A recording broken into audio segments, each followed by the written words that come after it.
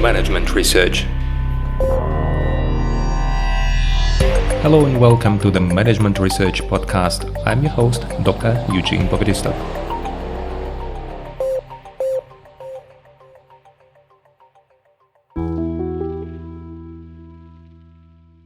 Hello and welcome to the next episode in my Management Research Podcast, and this is our Strategic Management mini-series. In the last episode, we continued talking about the 5 forces framework, and in particular, we talked about the threat of entry, one of the forces in this framework that explains whether it is worth going to a new market or is it not worth going to a new market. And we talked about the drivers that have impact on the threat of entry, and we talked about the capital requirements. In our today's episode, we are going to talk about the economies of scale. And economies of scale are cost advantages reaped by companies when production becomes efficient. Companies can achieve economies of scale by increasing production and lowering the costs. Simply explained, it means that each additional unit of something that you produce should cost less than the previous unit. And as a good example could be if you have a small workshop and you decide to make your own car from scratch, from nothing. It will take probably years until you have the full car assembled in your workshop. And if you take like big firm, big factory that is producing these cars massively, for them each additional car costs not so much. It's just fewer costs that appear, but each additional car will be less costly to produce.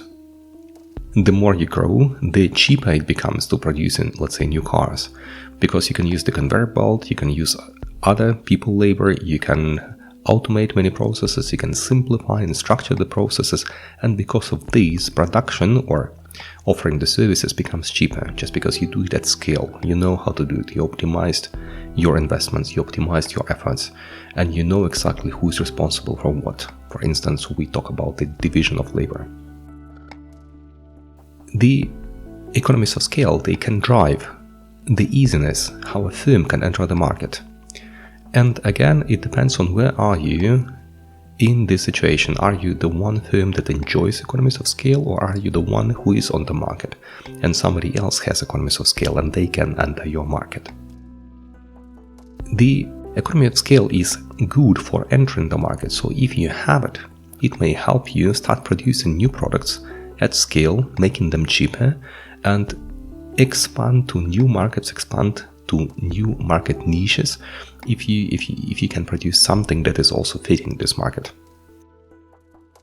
An example could be the beer production, and you know that we have several breweries in Germany, in Austria, that produce beer massively, and they have all the capacities, they have these economies of scale that they enjoy, and they can start producing beer-like drinks. For instance, the Radler. Radler is a mixture of beer and I think of juice. And in this event, they can easily enter a new market, let's say this new market niche. These are usually the sportsmen, those who don't want to drink beer because it's alcoholic. They would like to have something that will help them replenish their energy, and having a little bit of beer is, by the way, good. It's an isotonic drink, but it shouldn't be too strong, it shouldn't be too alcoholic. That's why having a mixture with a juice or having a mixture with something, with Coke is helpful, is an interesting option for them. And it is a new market niche that this brewery is discovered, and now they can produce these new drinks at scale. This is because of the economies of scale. They had all the factories and all the bottles, so they have the etiquetting machine, so everything worked perfectly. They just needed to fill up the bottles with something different, which is to the half the same they used to fill bottles with. So if you are in this small market and you don't have economies of scale, and you start producing your own drinks, and suddenly a big brewery notices this option, they can easily threaten you. They can easily enter this market, and it will be a threat to you. And vice versa, if you are the one who has economies of scale and you discover a new market niche where the incumbent firms don't have the economies of scale, then it is good for you. It will help you enter the market and get a good position, just because whatever you produce will be cheaper than what they produce because of the phenomenon of economies of scale. Knowledge about this driver economies of scale will also help you estimate whether you should enter the market in a long-term perspective, what is strategically necessary. If you get into the market now, will you earn sufficient money to develop these economies of scale? Because if not, think of the following: you might stay there for a few months, maybe a few years, and then the big players will come into this market as fast or as soon as they notice that this market is profitable. If you think about it strategically, your goal is not only to enter the market, your goal is also to develop the economies of scale to protect yourself from other firms entering this market. And if you'll manage to do it, it may be a very good idea to join this market, to enter this market, or to create this market. If not, then you might be successful. The 5 forces framework doesn't tell you that you will not be successful, but it tells you that it might not run in a long-term perspective. So you may be successful for 1 or 2 years, and then the big players will come into play.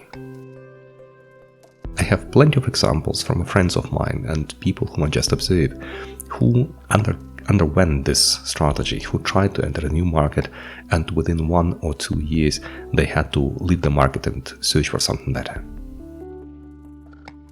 I hope it will help you with the business. I hope it was interesting. Wish you all the best, and I'll see you in the next episode.